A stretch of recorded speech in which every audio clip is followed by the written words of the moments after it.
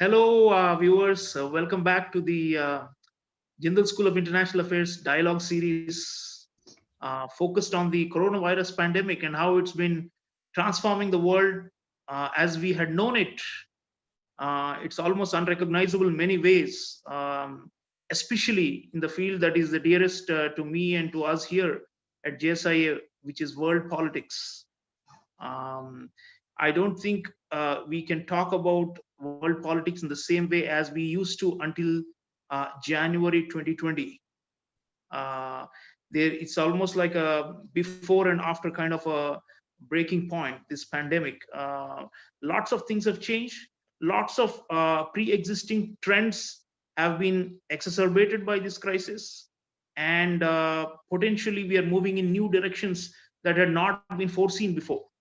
And today, to discuss these big changes and continuities, I have with me, I'm very privileged to introduce to you my friend and esteemed scholar of international relations, president of the German Institute of Global and Area Studies, Professor Amrita Narlikar. She's one of the top IR scholars in the world and widely cited and read.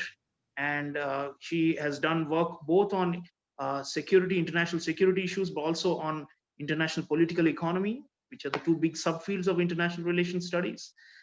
So welcome, Amrita. Such a pleasure to have you here. Thank you very much, Sreeram.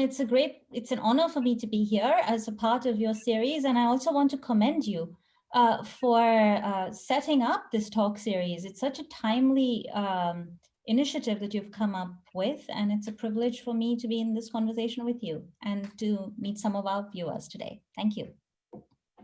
Thank you, Amrita. You're so kind. I think the pandemic has turned me into a radio jockey or a Zoom jockey, so to say.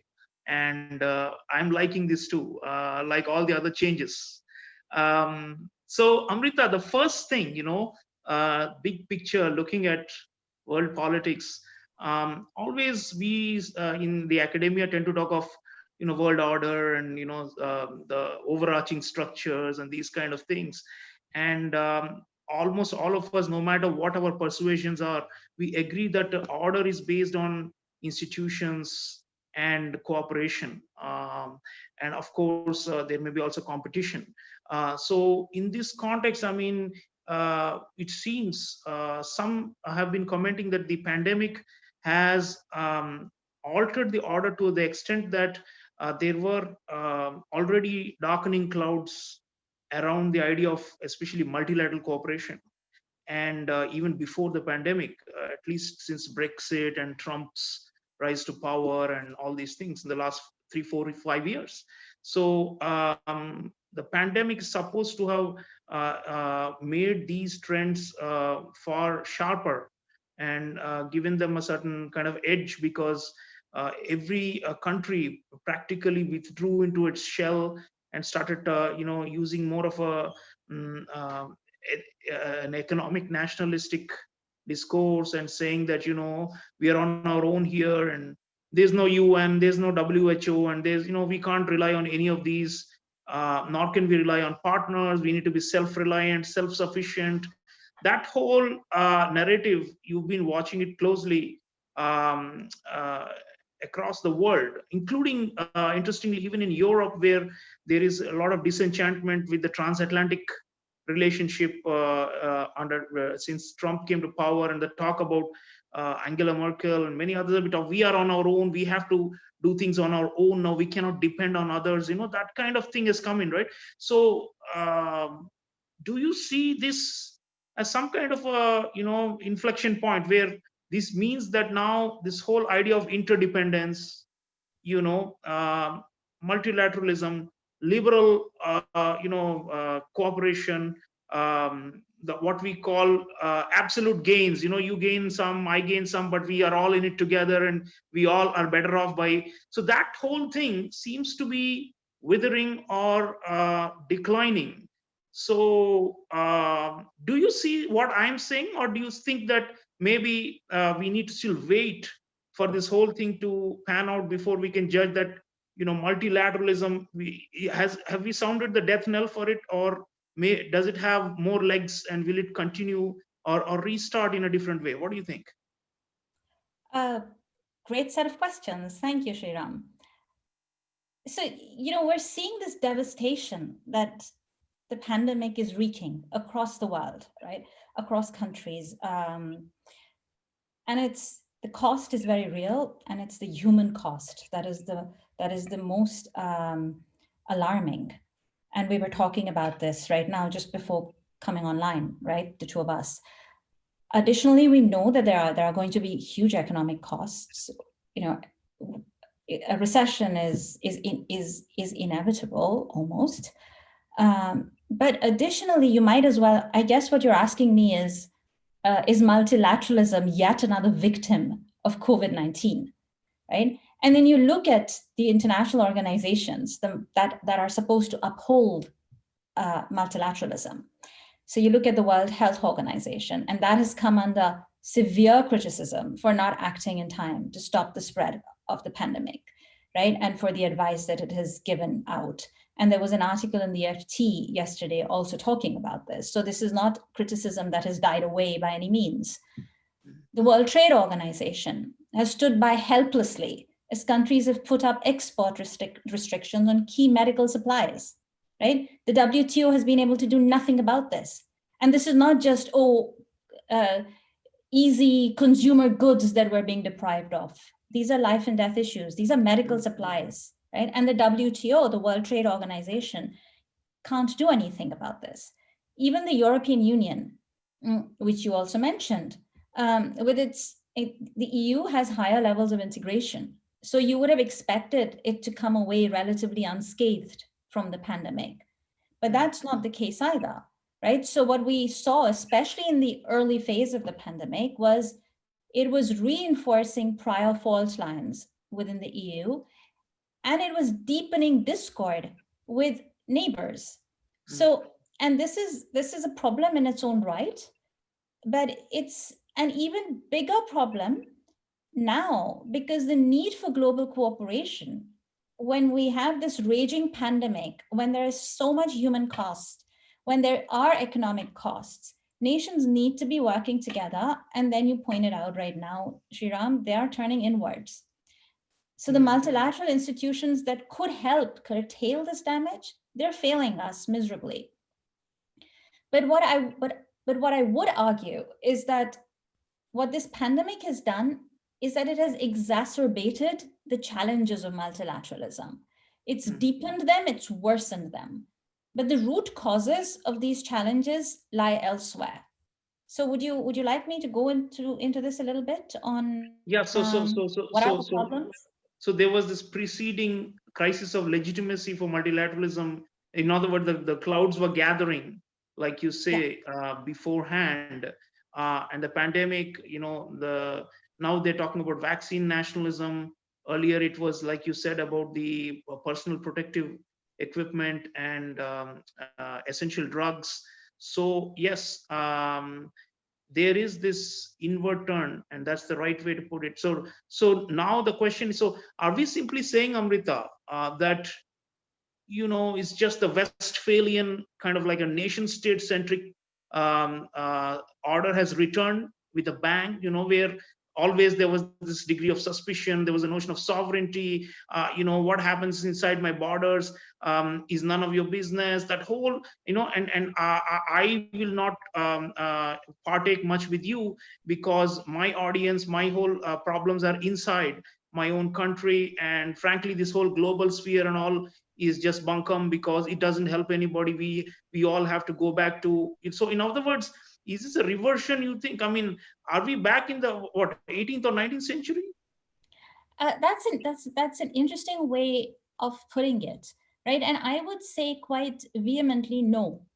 What I would say is, a lot of people just look at Trump and they say, Trump says things like America first, make America great again, and other countries echo this, and you get this reversal, you get this return to nationalism, mercantilism, the old-fashioned views of sovereignty, right? There is no such thing as a global community, there is no international community, there is no international society.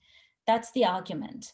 But what I would say is that there are two very fundamental problems that predate Trump, and they are relatively new problems nonetheless. I would say they go back to about the turn of the millennium. That's when they start happening in a very serious way. And that's important to recognize. So these are not, this is not a return to the 1800s or the 1900s. This is a new set of problems, but it's not such a new set of problems that began with Trump, right? So, and I would say there are two problems. One is the problem of weaponized interdependence. And the other problem has to do with narratives and domestic politics.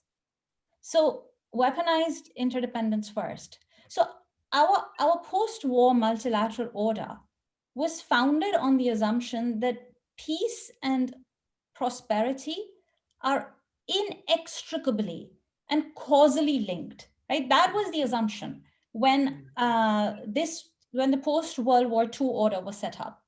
And the idea was a liberal economic order would contribute to increased trade, growth, development, and therefore also peace.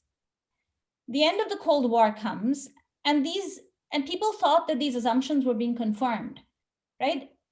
The end of the Cold War, people thought, means the promise of a liberal peace will be fulfilled.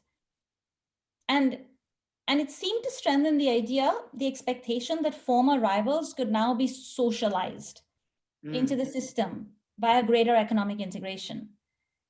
But this multilateralism was not built for a world where those very ties of interdependence that were supposed to bind the nations together in peaceful harmony could become weaponized. Right. And while we've seen cases of weaponized interdependence in the last years, what the pandemic has revealed is the extent to which these extremely closely integrated global value chains, that's what's new. These very closely integrated global value chains, and you have networks of these, and there are states that occupy hubs of power. These are hubs of power, and they can exploit these networks to their own advantage. That is a theory that's been developed by my colleagues in the US, Henry Farrell and Abe Newman. And they wrote their paper last year, right? And they were talking about weaponized interdependence, and they give examples of this from different regimes. But the pandemic has really brought this to the forefront because it's shown us that these value chains can be exploited and will be exploited even when dealing with life and death matters. And so against this background, we have calls by global leaders, leaders who believe in liberalism, who believe in multilateralism. And these calls are, don't close your economies, preserve global value chains. But these calls ring desperately hollow now, especially to those who have seen friends and families directly affected by this pandemic. So and Amrita, who are the champions of multilateralism these days? I mean, I can count maybe Justin Trudeau, to some extent Merkel and Macron, and in India here we talk about reform multilateralism, but that's more like a revisionist project, not so much to sustain the liberal order.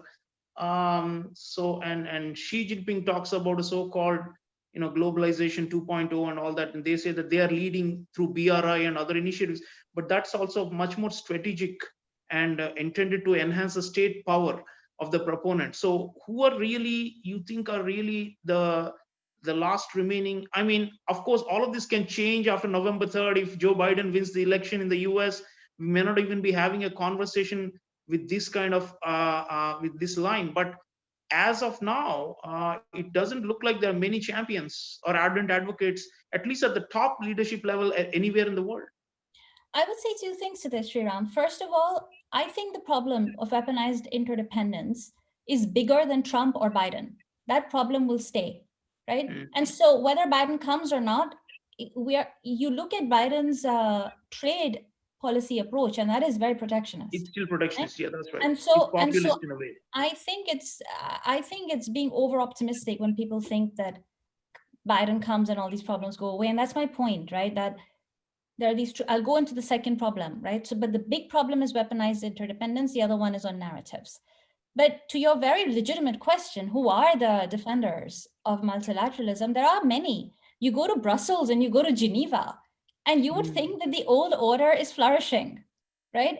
You would really not, if you put an alien in Brussels or in Geneva, you would not get the sense that there is anything fundamentally wrong with the system.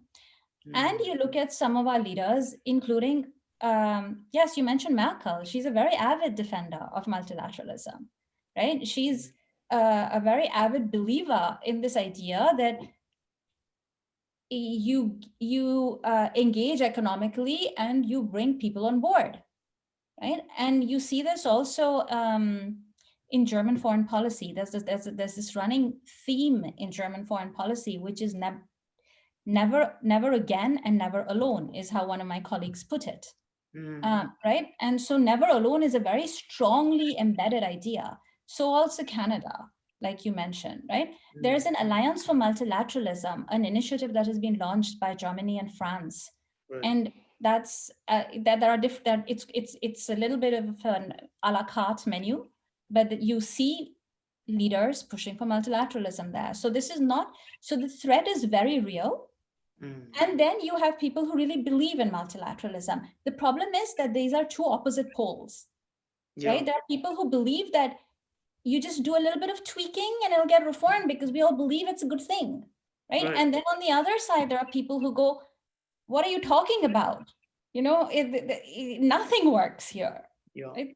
So no, but Amrita, one of the things, I mean, related to this is the question of, I mean, on what legs is it standing? I mean, we are talking about, can middle powers or a coalition of middle powers sustain it? I mean, if the two great powers are least interested and they're now getting into a so-called new Cold War, and can we, I mean, in terms of the investment of resources and diplomatic energy, this I think is something new, right? I mean, we have not had, I mean, can there be a concept of middle powers that can prop this up along with some non-state actors? I mean, if China and the US are out of this game and are raging a kind of a, you know, constant tussle, then can we be optimistic that this will carry on somehow? This, the multilateral, you know, idea and the project and these small group coalitions, can they sustain a process? I mean, one example, of course, that comes to mind is the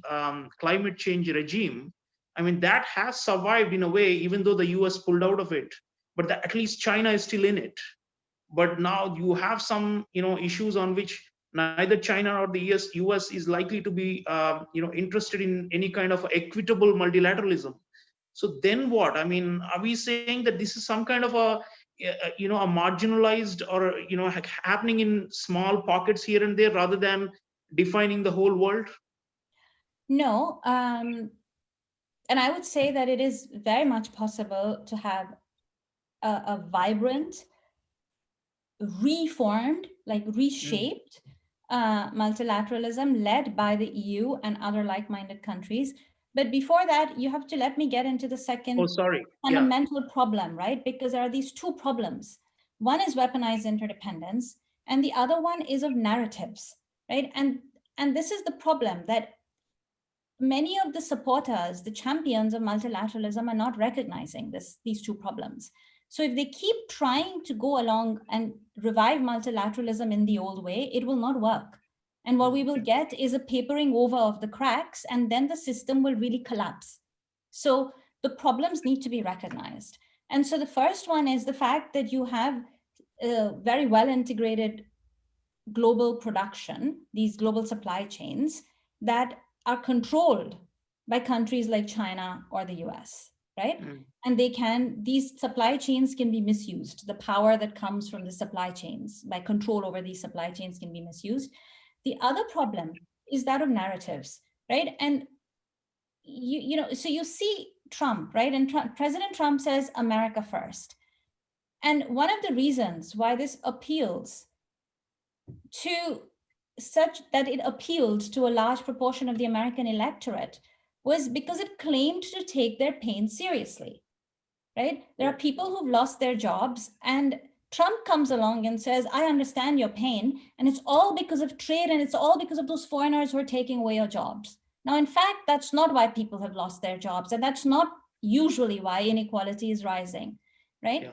Uh, there are lots of other reasons, which include the fact that you have a poor welfare state, you don't have a you don't have good mechanisms for redistribution of the gains of globalization.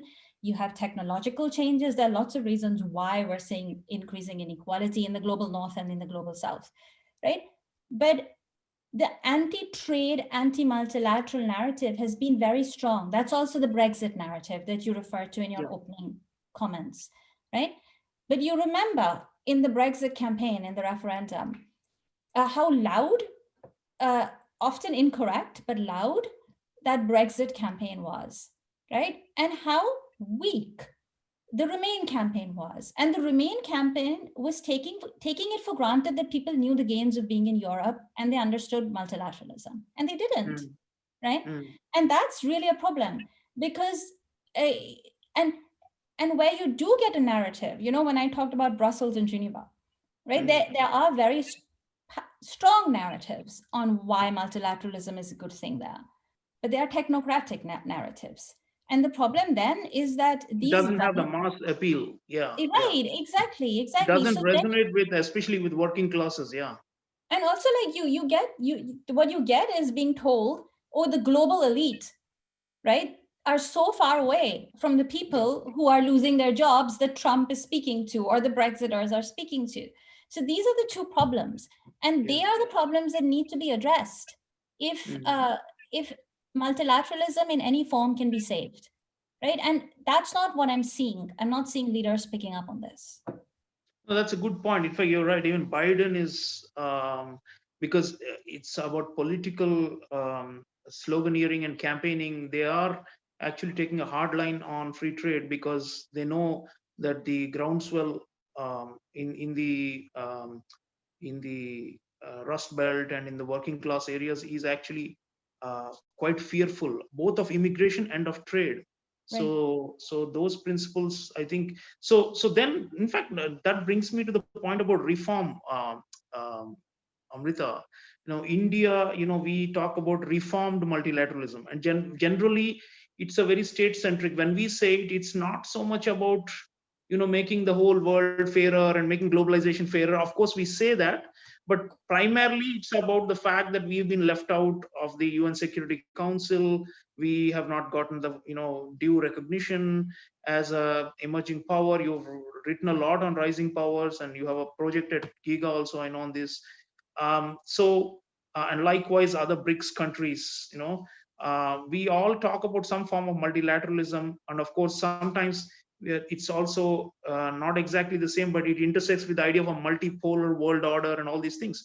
So but when we are saying that we want more power for ourselves and more recognition and a seat at the table, so to say, and of course we also say that we represent other less developed countries who have gotten the raw end of the deal for all these years in the name of globalization. So there is a critique there also, but it's not as trenchant as you are seeing in the rich countries, because I think there the income inequalities and the distributional effects of globalization have been very sharp, and less so in developing countries. But nonetheless, the question of reform. I mean, all of us are saying we need reform. Even Trump administration said they want reforms of the UN and of the WTO and of all other institutions, of WHO, you name it. But like you said, there's no consensus on what these reforms should be. Each of us seems to be peddling one different set of reforms, and therefore, I mean, the classic dilemma I often cite is, the Indians have been pushing for a long time in the UN for a comprehensive convention against terrorism, and this has been pending for like maybe 20 years or something like that. And there is just no consensus, either the Security Council or the General Assembly, on a common denominator definition and of terrorism and how it should be applied in international law. So we are talking about disjointed narratives, to pick up on your point also, because everyone says the order is broken or is unfair, is unjust, is exploitative, or is not working out for us, or is but then our recipes or the cure that we are peddling seem to be quite different, right? And there's no aggregating mechanism, it seems to me. So the sum of all this could just be no reform, right? Or can we be more hopeful, or do you see a different process also? Sriram, I'll just answer that in a second. I just want to tell you that I'm getting a lot of DMs and tweets saying that we're not online. Could Vidyut Oh, check and just maybe tweet the link again? yeah. I'll ask my colleagues, please. Yeah. Yeah. And so, because I've received a few messages now. I see. I see. Sorry about that. No So problem. it says live, so I'm not sure what that means, but okay, Yeah. we'll try to But get hopefully on. Vidyut's heard us right now and he Yeah. looks Can into you it. please look up what's going on? Why is it not accessible on YouTube? And if they Anyway, could, this is being recorded, so at least it'll be there in a few hours and for if he people to could, view it. if Vidyut could tweet the link or something again, right? Yeah, Then I please could also on retweet it. Zoom, on the chat engine. Can you please tweet the YouTube Uh, live link as well? yeah, on the chat engine, all those guys are not logged in, no? So on Twitter is where he will need to tweet it. Oh Okay, yeah. but going back to your question, and there was this as a, so I don't think it is a question of aggregation. If you try aggregation, you will not get any reform. It's time to move away from that, right? And when I speak about narratives, you're absolutely right, Sriram, that for the last 70 years or so, we've seen multilateralism lift millions of people out of poverty, right? Or at least help lift millions of people out of poverty, including in India. And the system has had very serious problems. And countries of the global south have been complaining, often with legitimate cause, about this, about being excluded from the system. And any reform of multilateralism needs to take these complaints seriously, right? And there's no point just coming up with a good narrative if it's not backed by facts on the ground. And those facts on the ground are twofold that needs to be corrected. One, that you need to have a form of multilateralism that recognizes the importance of having that recognizes the problems being created by high levels of inequality and ensuring that the gains of globalization are better distributed. Now, this doesn't mean international organizations have to do this, absolutely not. But it means that you can have organizations that encourage countries to come up with social welfare programs and also come up with their own clear narratives that show what the benefits that trade is bringing, for example, in the case of the WTO, and also point out that this is where the responsibility of the WTO stops, right? The WTO cannot go and transfer resources in the US or in India or anywhere else. That's not the function of the WTO. But it can encourage countries to do so by also developing clearer narratives. The second thing that needs correcting is making global governance more inclusive. But here I want to bring in an important caveat, because the assumption was in the early 2000s, and that was the socialization hypothesis, that you give countries like China a seat at the negotiating table and they will become like us, that they don't have different values and they do not have different goals. It's only a question of process. And now we have to recognize this is not only a question of process, because China has a voice across international organizations. In the WTO, it's been a permanent member of the Security Council and so forth, right? And so now what is absolutely necessary is we need to be looking at values, because what is not helpful any longer is to believe that multilateralism is just a technocratic instrument and nothing else, right? We have to ask the question, what is multilateralism for, right? And surely it is for the promotion of prosperity, but it is also surely for the promotion of security. And that does take us into the issue of values, because we have to see, how do we get global supply chains that are reliable, that allow us prosperity and that allow us security? And the chances are it means that you turn to like-minded countries, right? So what does this A mean for small group. You're talking a small group multilateral, because obvious not universal on values. I mean, universal acceptance of a common set is less and less, looking less and less likely, especially with the rise of China. I mean, they have this whole alternative set of values that they are promoting, authoritarian capitalist values. So we are talking about, like you've used the phrase like-minded before. Yeah. So, or to use a more military terminology, coalitions of the willing. So is Yeah. that what we are looking at? And if so, things like so some could be issue based, some could be regional groupings, some could be transcontinental ones, but all around the idea that we have something in common and we'll work together. Basically cooperation, right? Cooperation among five or three or 10 or so. Probably the G20 probably is still relevant, even if one says that the UN agencies seem to be receding in salience. The G20, G20 was an example of a kind of a small group multilateralism, right? I mean, to solve a global crisis at the time, 2008. I don't know. There's been no new institution that's been floated in after the pandemic, or to resolve the crisis of the pandemic. But maybe something like that. Are you talking about those sort of groups? So let's talk about the G20 first, right? Yeah. And the G20 did very well in terms of the financial crisis, right? In addressing the financial crisis, it was a very timely response. It deserves credit for it. It's come up with several other good ideas after that since as well. It's done nothing on the pandemic, and that in a way that's not surprising, because now we are in the issue of values, right? Mm-hmm. And so the G20 is a group that brings together that same extreme diversity of values. So you asked the question, you started off the set of comments with the question, are you saying that it's not really a universal form of multilateralism, right? And here I would agree with you, and I would say that if you want to have universal multilateralism, chances are it will be a very meaningless, weak, shallow form of multilateralism, where you will get frequent reneging on the rules, as we are already seeing, we have been seeing for a while in the WTO. Mm-hmm. Or uh, you get a different form of multilateralism. And I would not say this is all issue-based menu a la carte. What I would say is you need a group of like-minded countries, or as you put it, coalitions of the willing, come together, not in what game theorists call cheap talk, right?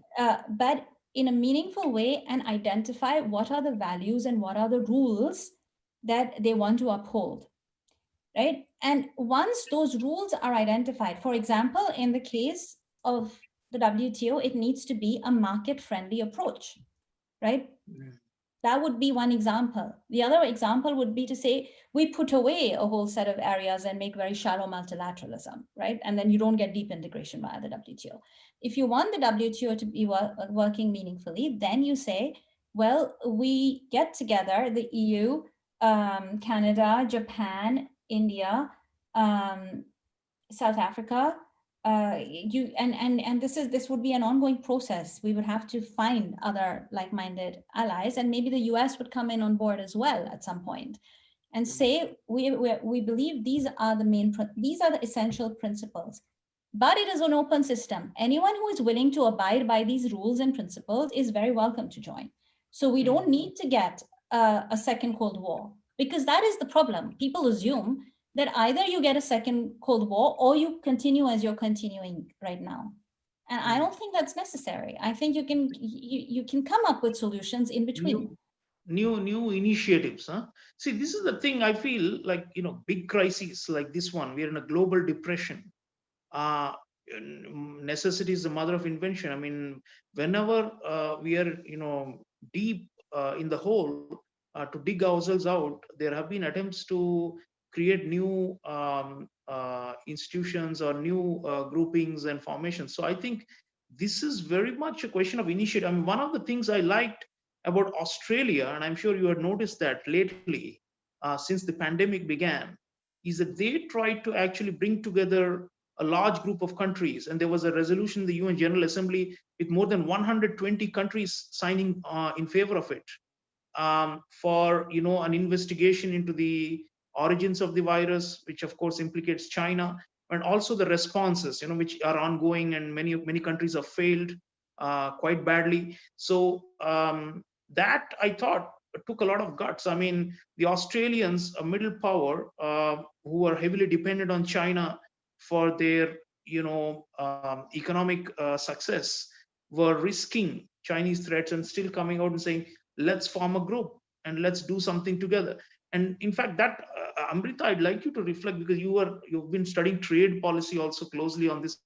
One of the regional disappointments in Indo-Pacific here has been the fact that India, despite all the talk of reformed multilateralism, and continued, support for multilateralism, did not join the RCEP.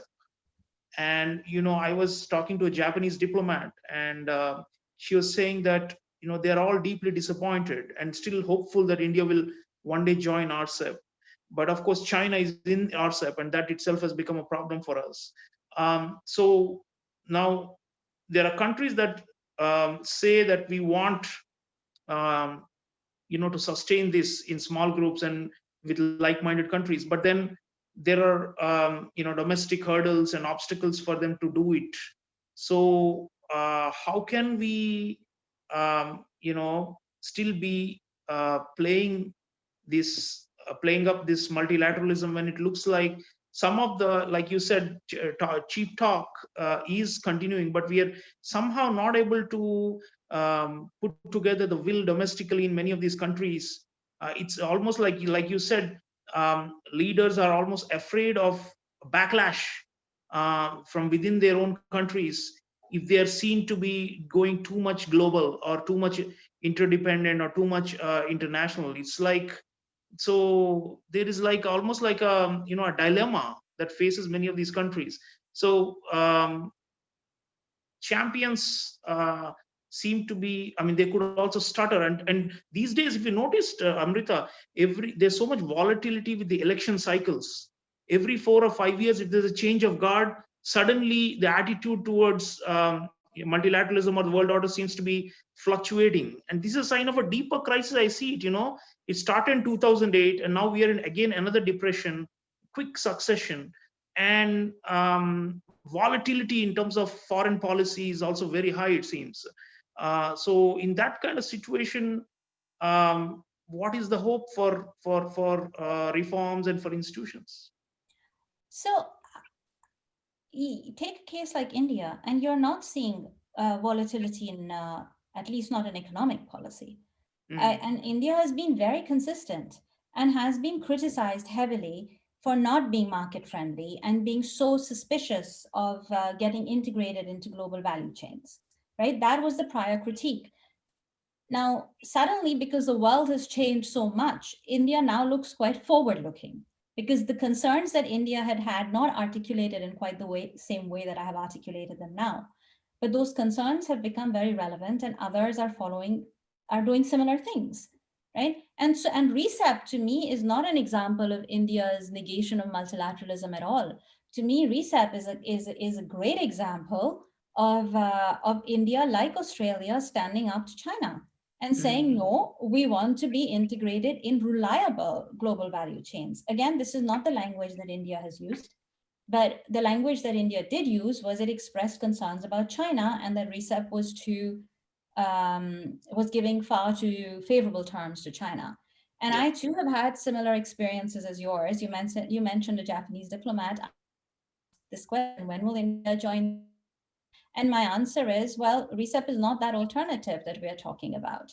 So RECEP in the form that it is not a solution. Do you want more integration into more unreliable value chains? I don't think so. And look at what Japan is doing. It's giving money to get its companies to disinvest from China. Right. So Japan is doing similar things. So to me, RECEP is cheap talk. Right. And I don't think we should, I don't think our leaders should be wasting time on that. What they should be doing. I agree with you. In fact, that's where, sometimes multilateralism can get hijacked by preponderant powers, and then the rest of them are asked to, in a way, the Chinese are now replicating what the Americans did at the height of in the unipolar era, where they said, we are all one big tent, and there's a new world order, and we are leading it, and everybody's going to get some benefits, so come over and join us. and over time people realized that that was not really a great bargain. So a kind of hegemonic model of multilateralism, which is led by one big power, it's obviously not a horizontal model. So that No. brings us back to the question, right, where we have the like-mindedness and then some degree of equity, and that I think should be the basis for constructing new groupings. So yeah, I mean, we need probably we India already, for example, has a FTA with ASEAN, Yeah. and it has some bilateral preferential trading agreements which are being negotiated, and they are looking for new initiatives with Japan for infrastructure development and such things, so in the region. So I think, yeah, I mean, and values, that brings us back, right? Means many people are saying that now there needs to be an alliance of democracies and that kind of stuff. I mean, I'm a little wary of that, Amrita, because geography and geopolitics also matter. And you have, for example, for us in this region, to attain a sustainable balance, we cannot exclude, let's say, Vietnam. It's very important. And the fact that Vietnam is a one party state and does not share the values with, let's say, the others in this region, does not mean it should be excluded, right? So sometimes when we talk of values, people think, oh, are you talking about human rights and democracy, and all of us share one thing because it's a, what do you call, the security communities in our jargon. But now the question is, what are the common, well, like you said, yes.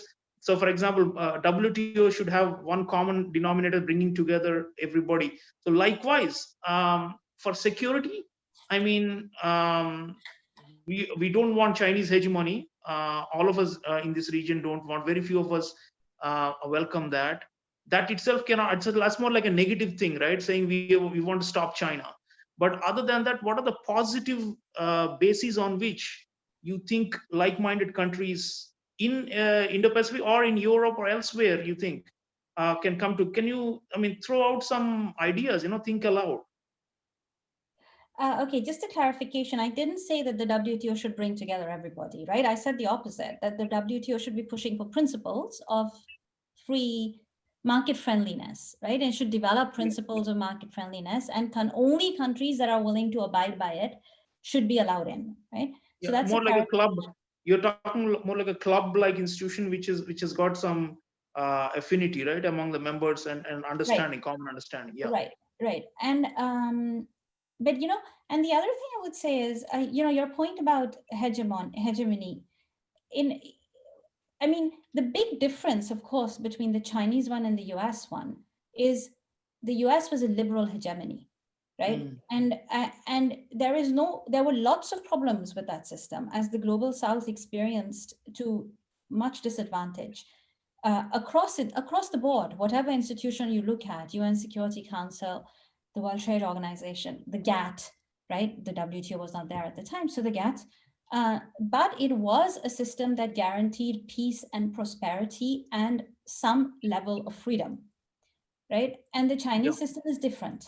The other thing that has changed, which supports your view that it should be a more equitable order that is also set up equitably, right, not hegemonically, is the fact it's not a multipolar system anymore, right? So that extreme discrepancy of power that we had seen at the end of the Second World War, that's not the situation now.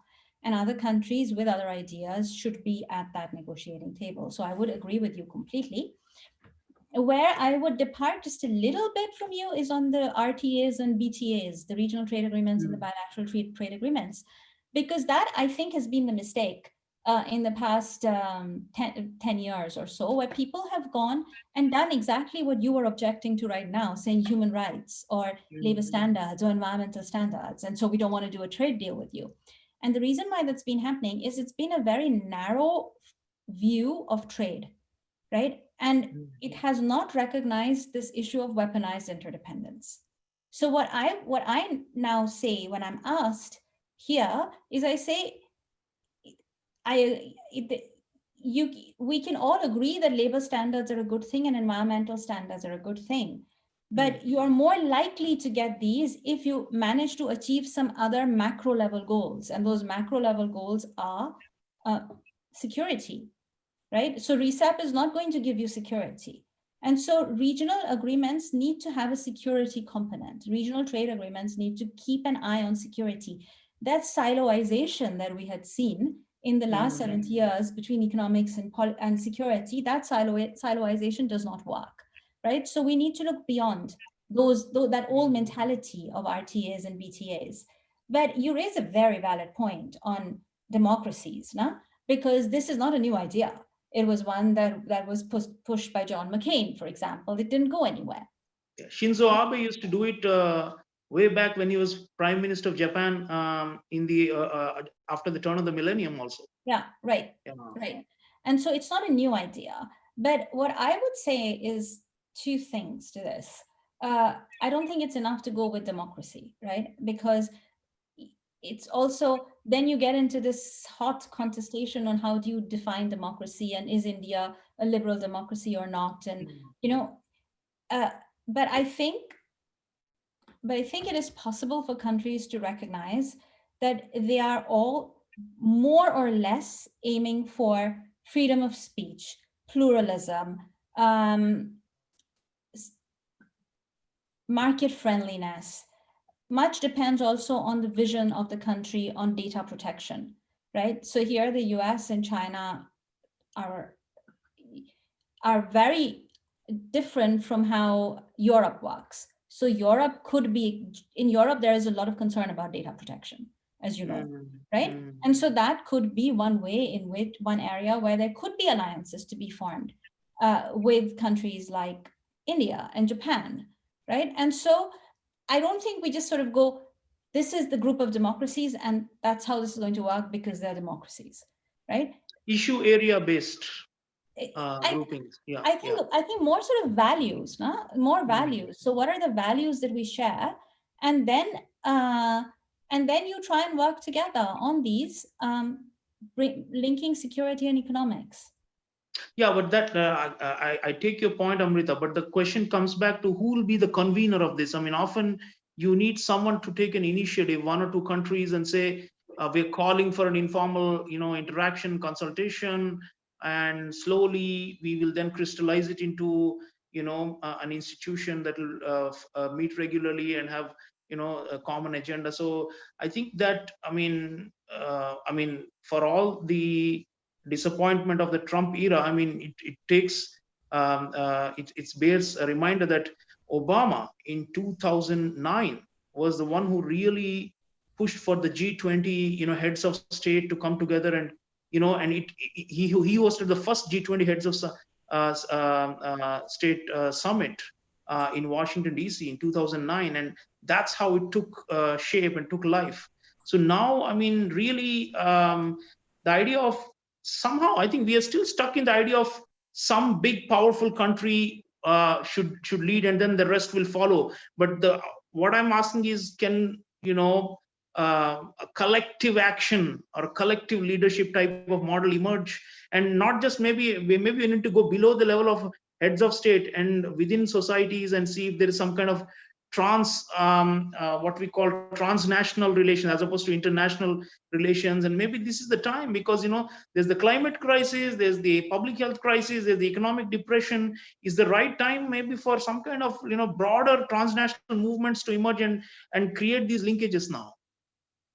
Completely agree with you. I think multi-stakeholder approach is absolutely essential. That also links up with that issue of narratives, right? There has to be ownership of whatever institutions, whatever initiatives that come about.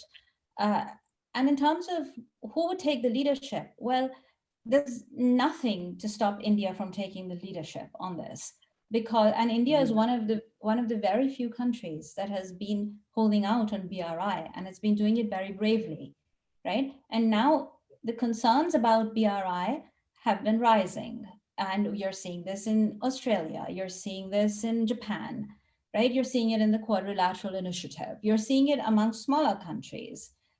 So this is not only about this, and you're right, this, we don't want to be just over against China. This initiative should not be that, but there is a lot more meaning to an initiative if it's one about market friendliness, if it's about infrastructure development using a market friendly approach, right? And And ecologically exactly, sustained. Yeah, yeah. exactly. That's such a great point, right? Instead of, rebuilding coal plants along a new Silk Road, come up with a sustainable way of development, right? That's you're absolutely spot on there, right? And And Amrita, I think I mean, to an extent, Prime Minister Modi has that vision because he started the International Solar Alliance right, a few years ago, right, and it's doing well. I mean, it's a little low right, profile, but they have already launched projects and they're doing good in the region and internationally. So more such initiatives. There's also a coalition for disaster resilient infrastructure that he announced. right. These are a little low key and have not been publicized well. But in combination with Japan, with the Europeans, whether the US is in or out depends, of course, on their domestic politics. I mean, some of these can take off and can be viable structures that we can create, right?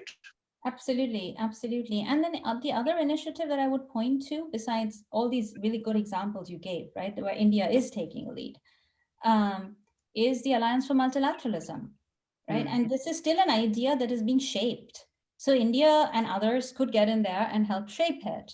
And there, Germany and France have convened it. They started it, but it's meant to be a member-driven idea. So Good idea. there We should push Dr. Jaishankar and Mr. Modi to think about joining this and declaring that we should be partners in this. There's are, absolute total gain to India's national interest from being there, and no harm at all. India has declared an interest already on it, Mm.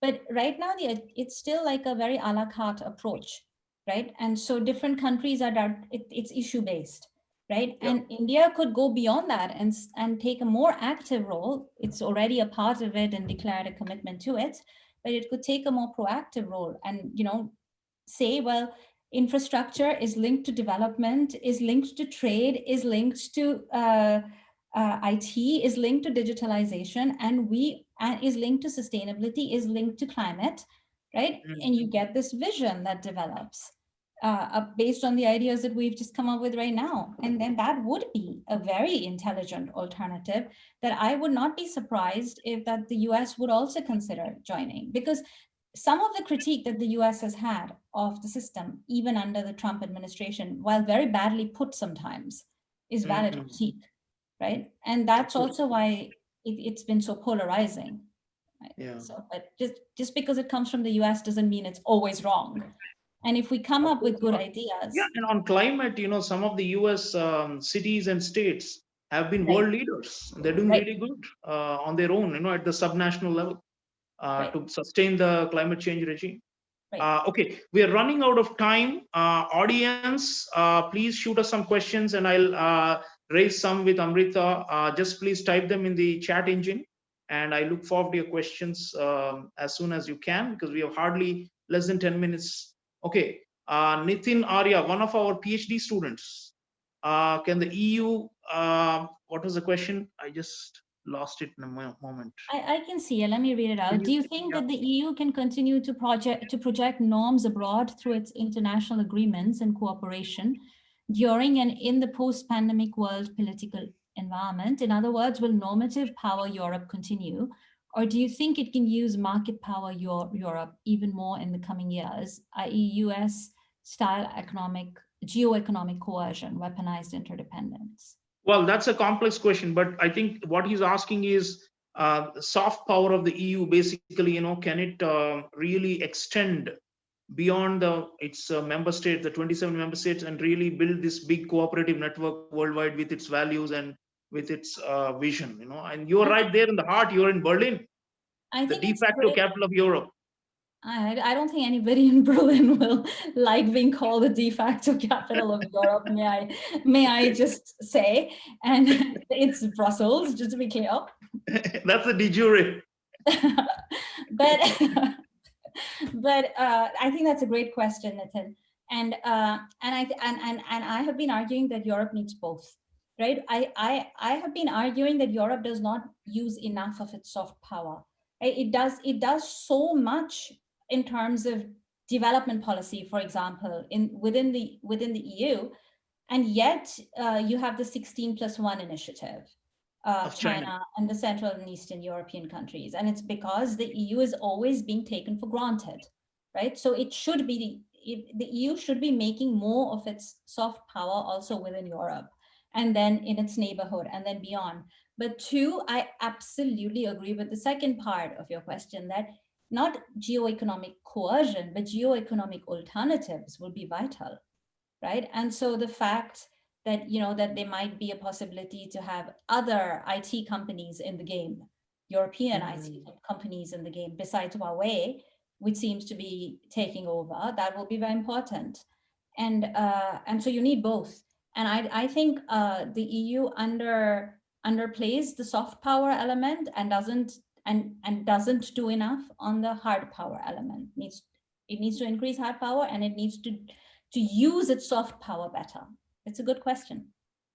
Yeah, in fact, I think France, for example, in this in India, people talk in glowing terms about France because it has Indian Ocean presence and it's doing military cooperation with India in the Indo-Pacific. But the EU as a whole is somewhat, I think it's still half baked. Its attempt to form a common security policy and to extend beyond its immediate neighborhood as far as the Pacific. But any more questions? We are open to taking one or two more questions, please, audience. Just please type for us, and I'll pick it up.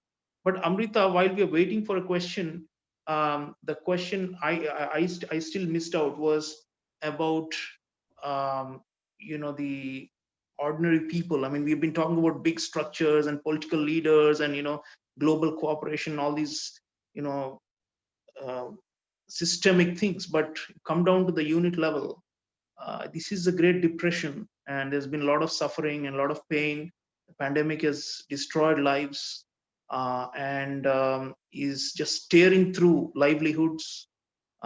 So this whole question of order or multilateralism, all these, like you said earlier, these all seem to be very abstract ideas that may not necessarily seem even relevant for a person who's lost her job and is struggling with healthcare bills and is destitute and is becoming more impoverished as a result of this crisis. So um, let's end on we have very less time, but what do you think these like-minded new groupings could do to make it a fairer, we already spoke about it, fairer not just at an interstate level, that the shared gains or relative gains, absolute gain, but more in terms of percolating below that level to ordinary people. I mean, most of us in IR tend to be removed from the day-to-day tragedies affecting people, but we cannot afford to be in a time like this of a great crisis caused by the pandemic, which is likely to last for years. So what I mean, and that goes back to your earlier question about values also. No, I mean, justice, I think that seems to be something that has been missing or seen to perceive to be missing in the old liberal order. So now that we are talking about multiple orders or different, going in a different direction, how can we bring back the issue of justice to the center stage, and what is the role for international cooperation in that? Because people often say justice is primarily the relation between the citizens, rulers and the ruled within a nation state, and it has to be fought at that level. But what can we do as champions of or supporters of multilateralism for justice? So you remember one of my three reform ideas in our conversation today. The first one is about uh, getting international organizations to recognize the importance of having the gains of globalization reach the people, right? The social bargain side, that which does not mean that they go and distribute these gains themselves, but they can certainly create the right context to facilitate this, and they can allow for exceptions when necessary. They can allow for certain types of measures when necessary, right? To fit in with the different political systems that member countries have. But that is where, again, like-mindedness will be important, right? The values will be important. The other thing that I would say is because this is a friend of mine also said this to me, he's an ambassador, and what he said was, all of you academics are talking about these international big theoretical questions on Mm, multilateralism and globalization, which was, I bring this in right now because we won't have time to answer the question by Sunita, but she talks about globalization and deglobalization there, right? So, but these are very abstract issues, and I'm dealing with COVID, and I'm living the lives of people here. He was posted to a country in the global south. And mm, to him, to which my response was, if anything, what COVID has done is that it has shown us how important these macro level issues are to the individual level, because people will not have access to medicines. Uh, mm, in the US or in Europe, people might not have access to medicines because they don't, these countries and allied countries don't manufacture API, right? Active pharmaceutical ingredients. yeah, So, you might lose access to medical equipment because a systemic rival chooses to use a different form of diplomacy, right? So never before have these mm, questions been so obviously closely connected with with saving lives. Right now, it's actually yeah, about saving lives. It's not even saving livelihoods, right? yeah. And that brings me to my third point, which is narratives. If we don't communicate this, right, we have a lot of good people we have a lot of people coming up with good ideas, perhaps, right? And we Mm, have a lot of good people thinking about restructuring global supply chains, which will be costly and disruptive. It will have to be done very carefully, right? It's not going to happen overnight. Even if we got perfect solutions on this and we don't communicate this to our people, to our electorates, then yeah. that whole agenda will fail. And that's why narratives are so important as well. Absolutely, absolutely. We're out of time, I'm afraid. Always great, intelligent conversation with Professor Amrita Narlikar. Much to learn, and also new ideas to, she's like a sounding board. And we always look forward to more such engaging talks with her. And it reminds me, I want to close with Charles Dickens' Tale of Two Cities. It was the best of times, and it was the worst of times. I think we are living that kind of moment, and very dark horizon for many people who are individually suffering. Dark horizon for multilateralism, universal multilateralism, at least as we discussed it. But some glimmer of hope, some silver linings also in the clouds. So I hope we have brought some hope to the audience, and I hope we will continue this conversation. Thank you, Amrita. Thank you so much, and take care and stay safe. Thank you, Sriram. It was a great pleasure. And thank you also to our audience for sending in questions. And I look forward to staying in touch. Thank you. Bye.